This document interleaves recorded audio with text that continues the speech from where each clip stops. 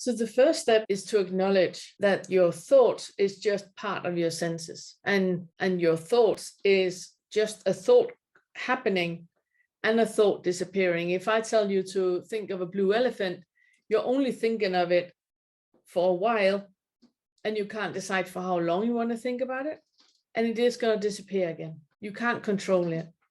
Just like if a dog is barking in the background right now, as there's music in the background, you cannot decide whether you want to hear the music or not hear the music, if you want to hear the dog or not hear the dog. If you sit outside and you feel breeze on your cheeks, you cannot decide whether you want to feel it or not. It's just happening, and you are just being. So the first step is to see through the illusion of a separate self and understand that thoughts just happen. They happen by themselves, and they have no manifestation. It's not until we hook in with a thought that it actually becomes manifested.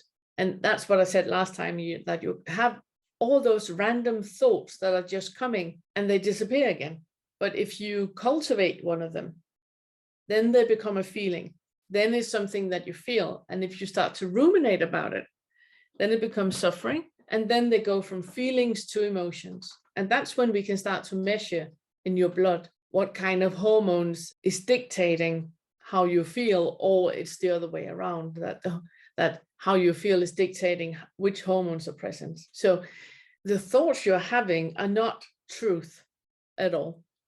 It's not something that happens in you as a reaction to something outside of you. All the feelings and emotions that happens are just thoughts that has been manifested and been given a foundation and a separate self. And just because you experience a feeling, somebody's not replying to an email you have sent out, and then you start to feel angry or disappointed or feel lesser than, or thinking you should be different.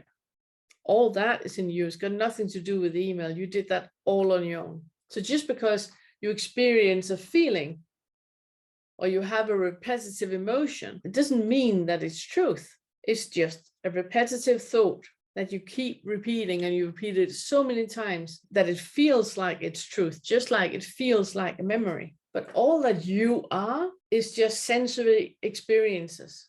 And the ego take that and formulate it into an I. So all the I, me, my, mine, you, yours, them, theirs, that description of thoughts is not true.